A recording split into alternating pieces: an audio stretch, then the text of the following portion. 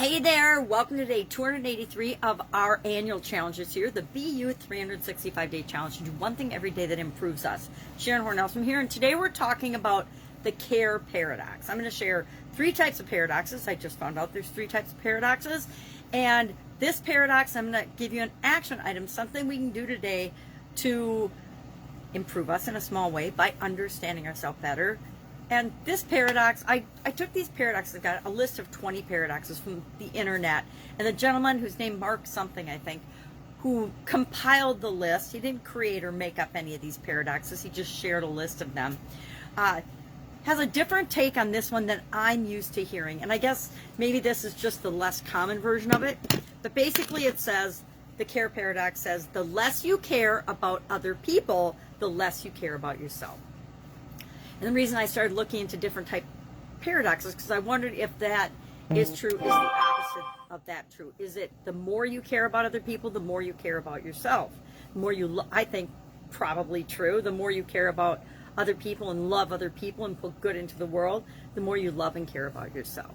But I've heard this one more often as the less you care about what other people think or say or how they feel about you, the happier you are. That's the paradox that I've heard most often. Or the less you care about what other people think of you, the more fulfilled or the more successful you are, etc. I think it was Eleanor Roosevelt who said, what other people, no, she didn't say what other people think of you is none of your business, but I do really like that saying, what other people think of you is none of your business, because we can't control what other people think of us, right? They're going to think what they're going to think. They're going to form conclusions and judgments based on their experience. So we really cannot control that. Now, we might be able to impact it by our behavior, but we really can't control anybody else but ourselves. So along the lines of this, I guess our action item today, I'll share that before I share the three types of paradoxes.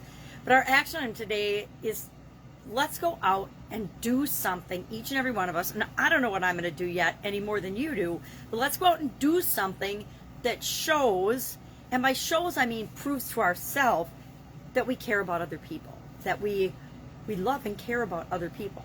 I do stuff every day that shows I love and care about other people, but I'm going to do something different and specific today to prove to myself how much I care about other people, because I want to care more about other people to prove that I love myself and to love myself more instead of less, according to what the compiler of this list put together.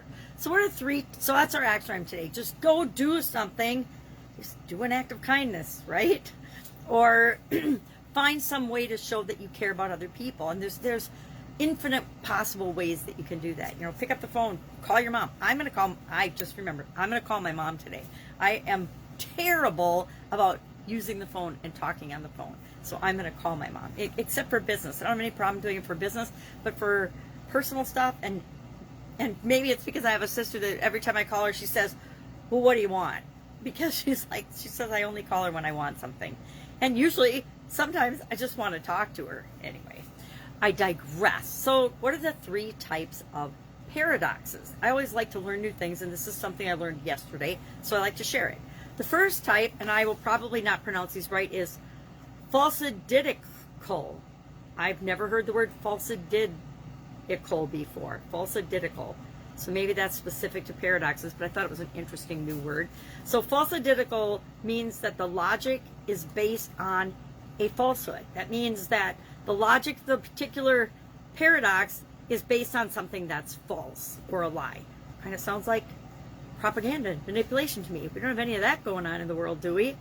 The next one is veridical, or veridical. I don't even know how to pronounce it, but that means truthful. And to me, veridical or dical sounds like verifiable to me. So verifiable, provable, truthful. And the third is antinomy.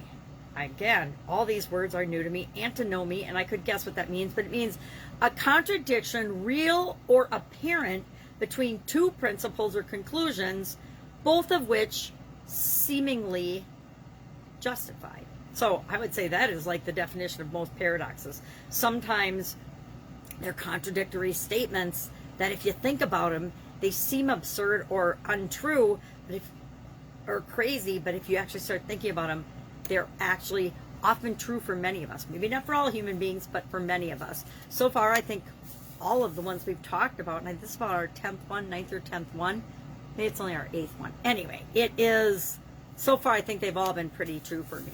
I do believe that the more you care about other people, the more you care about yourself. You can't give to other people anything that you don't already have within yourself. So even if you think you don't, like I went through a lot of years where I took care of everybody else and I put myself last, and I didn't take particularly good care of myself.